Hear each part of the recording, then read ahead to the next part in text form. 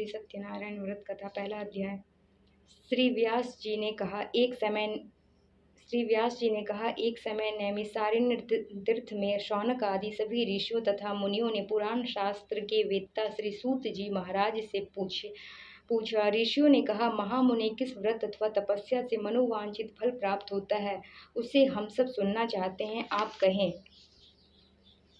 श्री सूत जी बोले, इसी प्रकार देवर्षि नारद जी द्वारा भी पूछे जाने पर भगवान कमलापति ने उनसे जैसा कहा था उसे कह रहा हूँ, आप लोग सावधान होकर सुने। एक समय योगी नारद जी लोगों के कल्याण की कामना से विविध लोकों में भ्रमण करते हुए मृत्यु लोक में आए और यहाँ उन्होंने अपने कर्म फल के अनुसार नाना योनियों में उत्पन्न सभी प्राणियों को अनेक प्रकार के कलेश दुख भोगते हुए देखा तथा किस उपाय से उनके दुखों का सुनिश्चित रूप से नाश हो सकता है, ऐसा मन में विचार करके वे विष्णु लोक गए।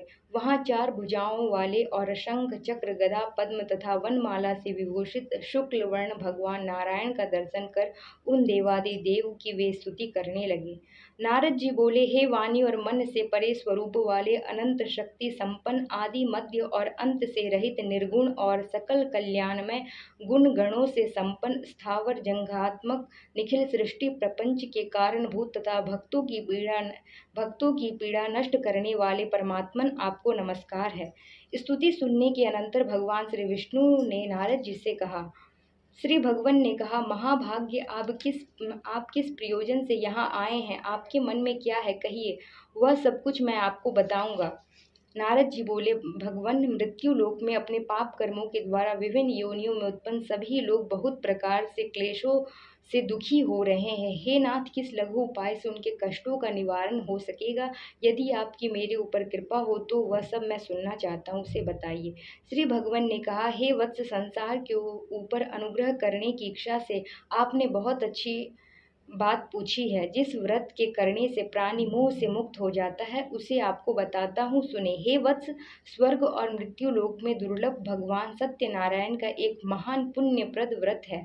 आपके स्नेह के कारण इस समय मैं उसे कह रहा हूँ। अच्छी प्रकार विधि विधान से भगवान सत्यनारायण का व्रत करके मनुष्य शीघ्र ही सुख प्राप्त करके लोक में मोक्ष प्राप्त कर सकता है। भगवान की ऐसी वाणी सुनकर नारद मुनि ने कहा। नारद जी बोले, प्रभु, इस व्रत को करने का फल क्या है, इसका विधान क्या है, इस व्रत को किसने किया और कब इसे करना चाहिए, यह सब विस्तार पूर्वक बतलाइए। श्री भगवान ने कहा, यह सत्यनारायण व्रत दुख शोक आदि का शमन करने वाला, धन धान्य की वृद्धि करने वाला, सौभाग्य और संतान देने वाला तथा सर्वत्र विजय प्रदान करने वाला है। जिस किसी भी दिन भक्ति और श्रद्धा से समन्वित होकर मनुष्य ब्राह्मणों और बंधु बांधवों के साथ धर्म में तत्पर होकर शाम काल भगवान सत्यनारायण की पूजा करे, नैवेद्य के रूप में उत्तम कोटि के भोजनीय पदार्थों को सवाया मात्रा में भक्ति पूर्वक अर्पित करना चाहिए। केले का फल, घी, दूध, गेहूं का चूर्ण अथवा गेहूं के चूर्ण के अभाव में साठी चावल का चूर्ण, शक्कर या गुड़, यह सब भक्ष्य सामग्री सवाया मात्रा में एकत्र कर निवेदित करनी चाहिए। बंधु बांधवों के साथ श्री सत्यनारायण भगवान की कथा सुनकर ब्राह्मणों को दक्षिणा देनी चाहिए। तदंतर बंधु बांधवों के साथ ब्राह्मणों को भोजन कराना चाहिए। भक्ति पूर्वक प्रसाद ग्रहण करके नृत्य गीत आदि का आयोजन करना चाहिए। तदंतर भगवान सत्यनारायण का स्मरण करते हुए अपने घर जाना चाहिए। ऐसा करने से मनुष्यों की अभिलाषा अवश्य ही पूर्ण होती है। विशेष रूप से कलयुग में पृथ्वी लोक में यह सबसे छोटा सा उपाय है। इस प्रकार श्री स्कंद पुराण के अंतर्गत रेवा खंड में श्री सत्यनारायण व्रत कथा का यह पहला अध्याय पूरा हुआ। बोलिए प्रेम से श्री सत्यनारायण भगवान की, लक्ष्मी नारायण भगवान की जय, भक्तवत्सल भगवान की जय, वृंदावन बिहारी लाल की जय। दूसरा अध्याय, निर्धन ब्राह्मण तथा काष्ठ विक्रेता की कथा। श्री सूत जी बोले, हे द्विजो, अब मैं पुनः पूर्व काल में जिसने इस सत्यनारायण व्रत को किया था उसे भली भांति विस्तार पूर्वक कहूँगा। रमणीय काशी नामक नगर में कोई अत्यंत निर्धन ब्राह्मण रहता था। भूख और प्यास से व्याकुल होकर वह प्रतिदिन पृथ्वी पर भटकता रहता था।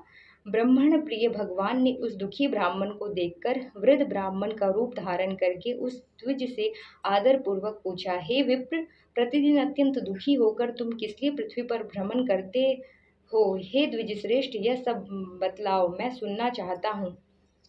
ब्राह्मण बोला, प्रभो, मैं अत्यंत दरिद्र ब्राह्मण हूँ और भिक्षा के लिए ही पृथ्वी पर घूमा करता हूँ। यदि मेरी इस दरिद्रता को दूर करने का आप कुछ उपाय जानते हो तो कृपा पूर्वक बतलाइए। वृद्ध ब्राह्मण ने कहा, हे ब्रह्मणदेव, सत्यनारायण भगवान विष्णु अभिष्ट फल को देने वाले हैं। हे विप्र, तुम उनका उत्तम व्रत एवं पूजन करो, जिसे करने से मनुष्य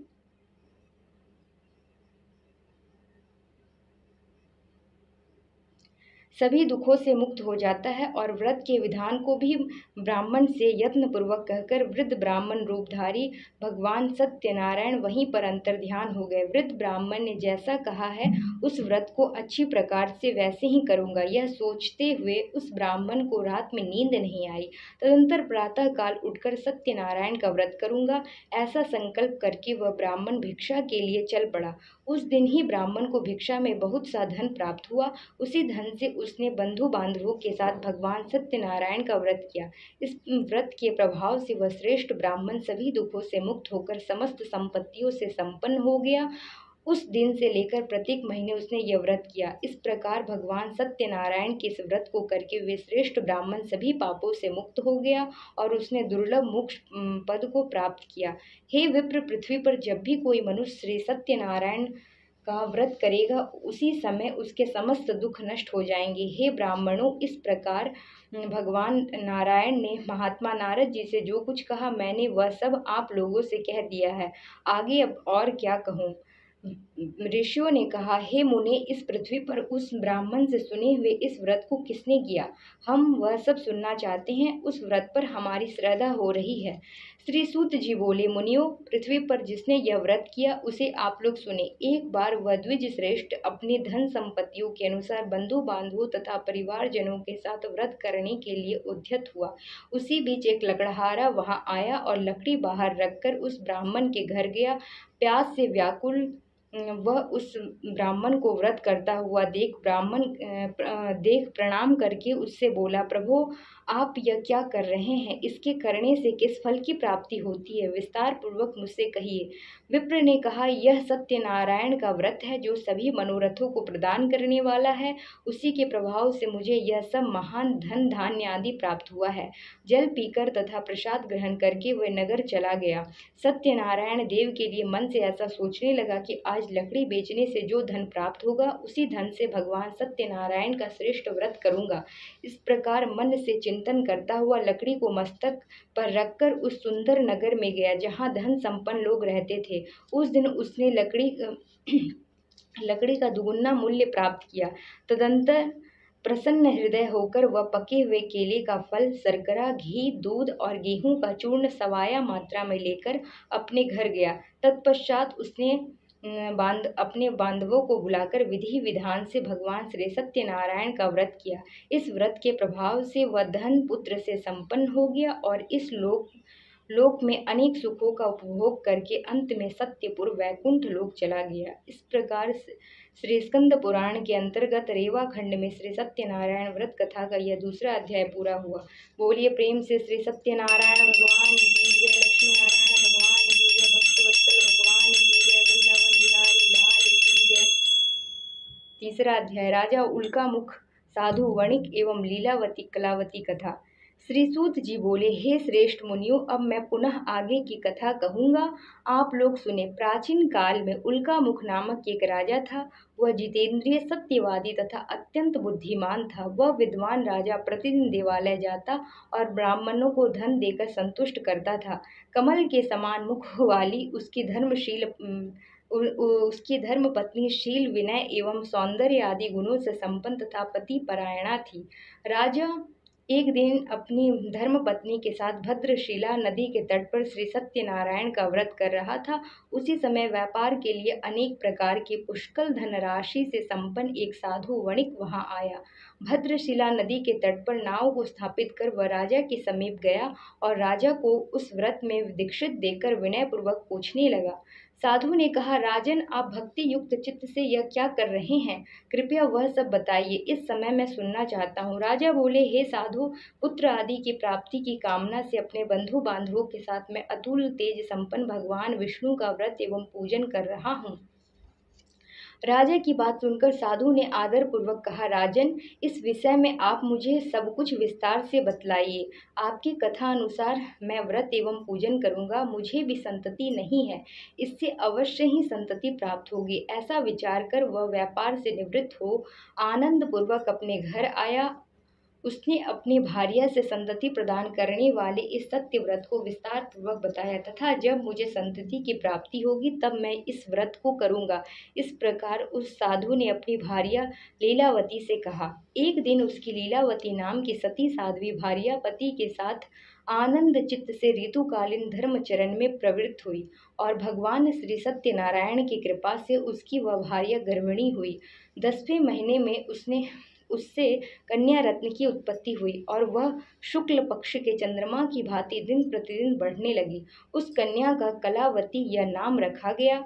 इसके बाद एक दिन लीलावती ने अपने स्वामी से मधुर वाणी में कहा, आप पूर्व में संकल्पित श्री सत्यनारायण के व्रत को क्यों नहीं कर रहे हैं? साधु बोला, प्रिय, इसके विवाह के समय व्रत करूंगा। इस प्रकार अपनी पत्नी को भली भांति आश्वस्त कर वह व्यापार करने के लिए नगर की ओर चल गया। उधर कन्या कलावती पिता के घर में बढ़ने लगी। तदंतर धर्मज्ञ साधु ने नगर में सखियों के साथ क्रीड़ा करती हुई अपनी कन्या को विवाह योग्य देखकर आपस में मंत्रणा करके कन्या के विवाह के लिए श्रेष्ठ वर का अन्वेषण करो, ऐसा दूत से कहकर शीघ्र ही उसे भेज दिया। उसकी आज्ञा प्राप्त करके दूत कांचन नामक नगर में गया और वहां से एक वणिक का पुत्र लेकर आया। साधु ने उस वणिक के पुत्र को सुंदर और गुणों से संपन्न देखकर अपनी जाति के लोगों तथा बंधु बांधवों के साथ संतुष्ट चित्त हो विधि विधान से वणिक पुत्र के हाथ में कन्या का दान कर दिया। उस समय वह साधु वणिक दुर्भाग्यवश भगवान का वह उत्तम व्रत भूल गया। पूर्व संकल्प के अनुसार विवाह के समय व्रत न करने के कारण भगवान उस पर रुष्ट हो गए। कुछ समय के पश्चात अपने व्यापार कर्म में कुशल व साधु वणिक काल की प्रेरणा से अपने दामाद के साथ व्यापार करने के लिए समुद्र के समीप स्थित रत्नसारपुर नामक सुंदर नगर में गया और अपने श्री संपन्न दामाद के साथ वहां व्यापार करने लगा। तदंतर वे दोनों राजा चंद्रकेतु के रमणीय उस नगर में गए। उसी समय भगवान श्री सत्यनारायण ने उसे भ्रष्ट प्रतिज्ञा देकर उसे दारुण, कठिन और महान दुख प्राप्त होगा यह शाप दे दिया। एक दिन एक चोर राजा चंद्रकेतु के धन को चुराकर वहीं आया जहां दोनों वणिक स्थित थे। वह अपने पीछे दौड़ते हुए दूत को देखकर भयभीत चित्त से धन वहीं छोड़कर शीघ्र ही छिप गया।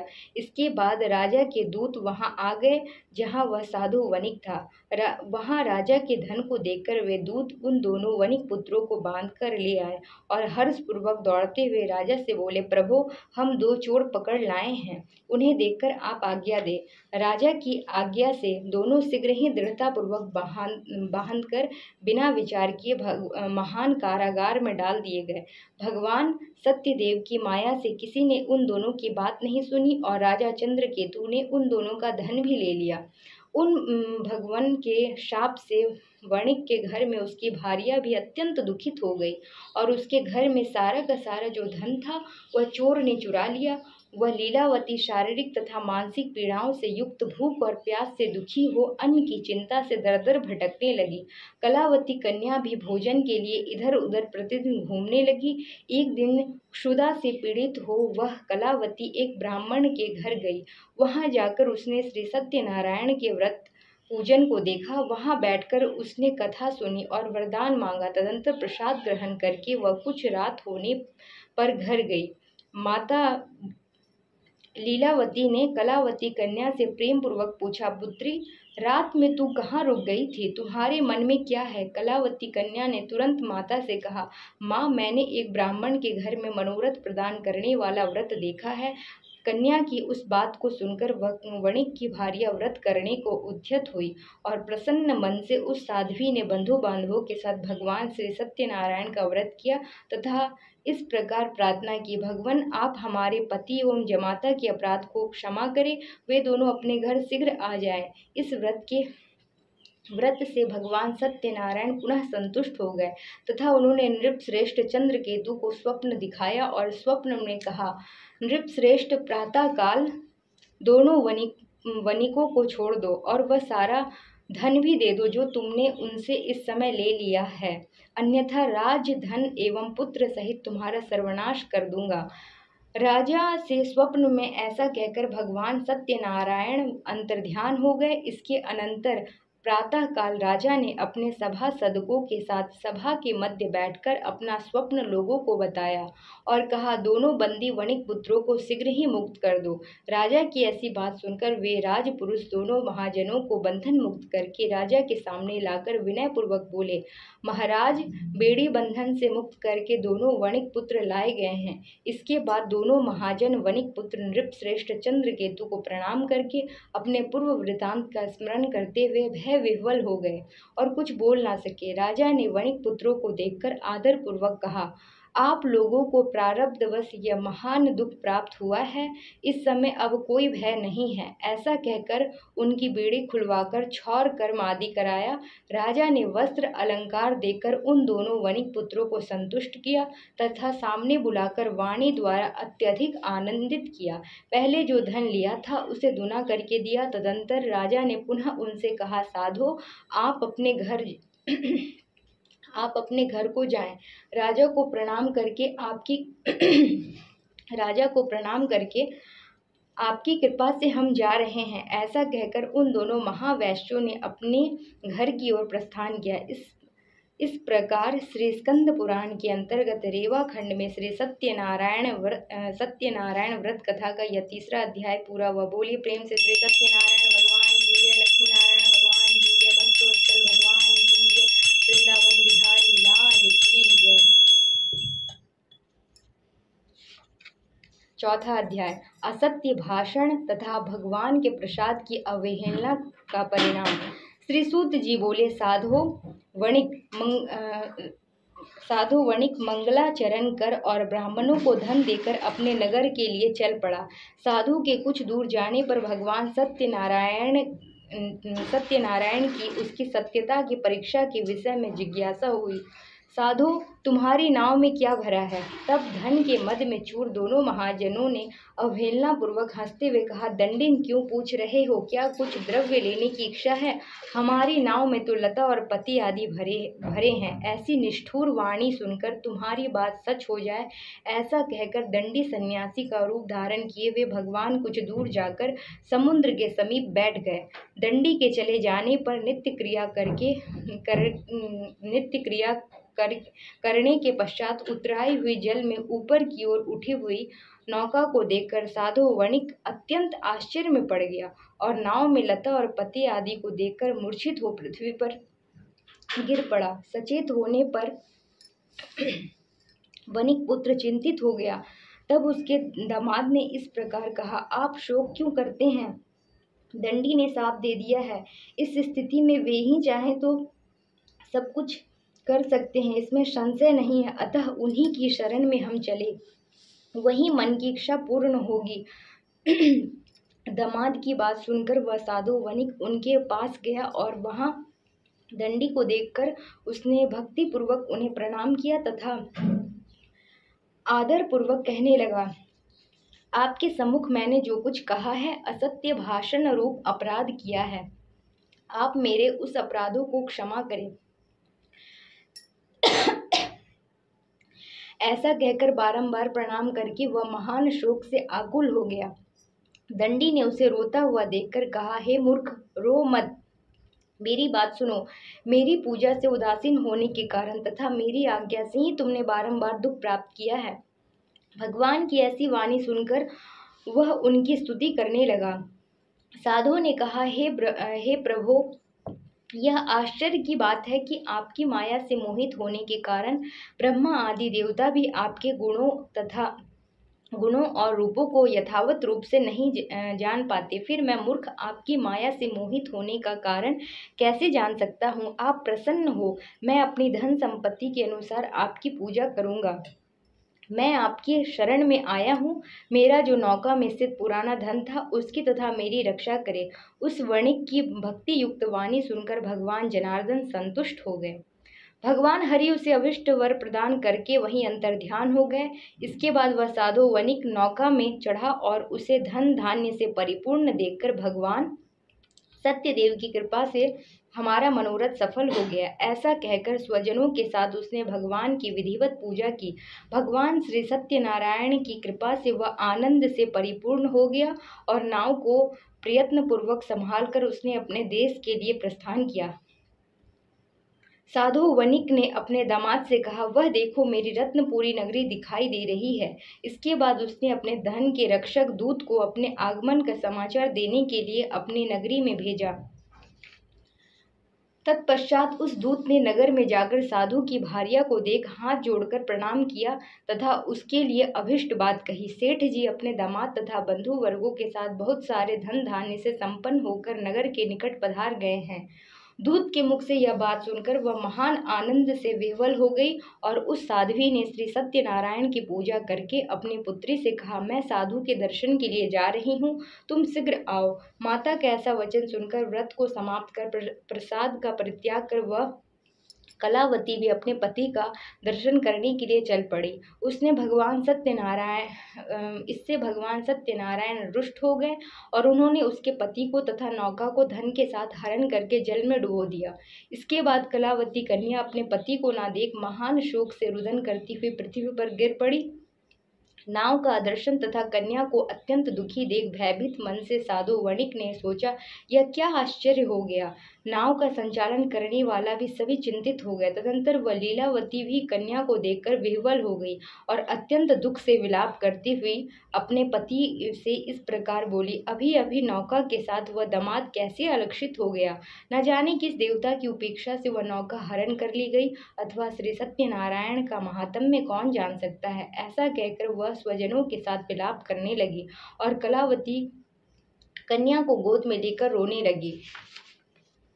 कलावती कन्या भी अपनी पति के नष्ट हो जाने पर दुखी हो गई और पति की पादुका लेकर उनका अनुगमन करने के लिए उसने मन में निश्चय किया। कन्या के इस प्रकार के आचरणों को देखकर भार्या सहित वह धर्मज्ञ साधु वणिक अत्यंत शोक संतप्त हो गया और सोचने लगा, यह तो भगवान सत्यनारायण ने यह दामाद के साथ धन धान्य से भरी इस नौका का अपहरण किया है, अथवा हम सभी भगवान सत्यदेव की माया से मोहित हो गए हैं।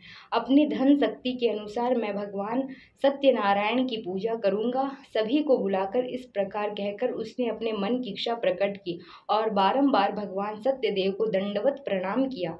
इससे दीनों के परिपालक भगवान सत्यदेव प्रसन्न हो गए। भक्त वत्सल भगवान ने कृपा पूर्वक कहा, तुम्हारी कन्या प्रसाद छोड़कर अपने पति को देखने चली आई है। निश्चय ही इसी कारण उसका पति अदृश्य हो गया है। यदि घर जाकर प्रसाद ग्रहण करके वह पुनः आए तो हे साधु, तुम्हारी पुत्री पति को प्राप्त करेगी, इसमें संशय नहीं है।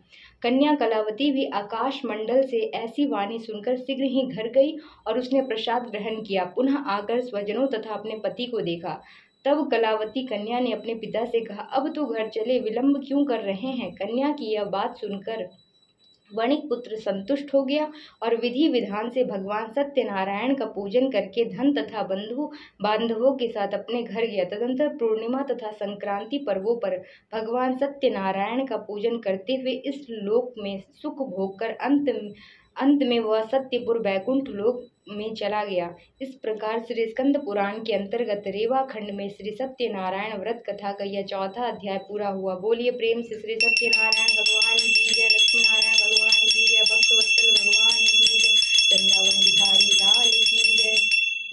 पांचवा अध्याय राजा तुंगध्वज और गोपगणों की कथा। श्री सूत जी बोले, श्रेष्ठ मुनियों, अब इसके बाद मैं दूसरी कथा कहूँगा, आप लोग सुने। अपनी प्रजा का पालन करने में तत्पर तुंगध्वज नामक एक राजा था। उसने सत्यदेव के प्रसाद का परित्याग करके दुख प्राप्त किया।